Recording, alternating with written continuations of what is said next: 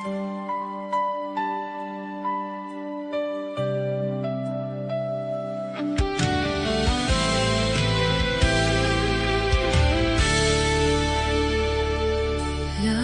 mong tatandaan na di ka nag-iisa sa mga pagsubok na iyong dinadala.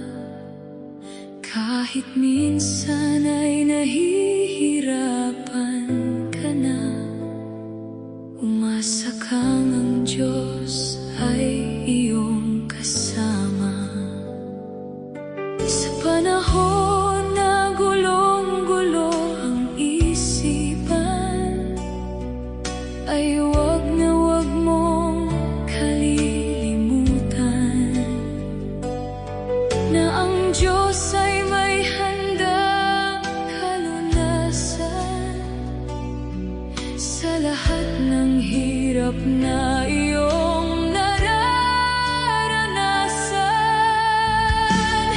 Ang pangako ng Diyos ay laging tandaan na kailanman di ka iiwan o pababayaan man, pagkat pangako niya'y tunay at maaasahan.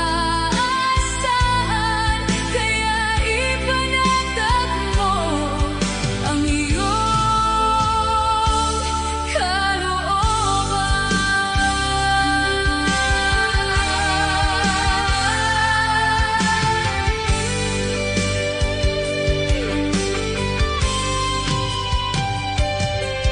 Ang mga mata mo na puno ng luha, kanyang papahirin, papalitan ng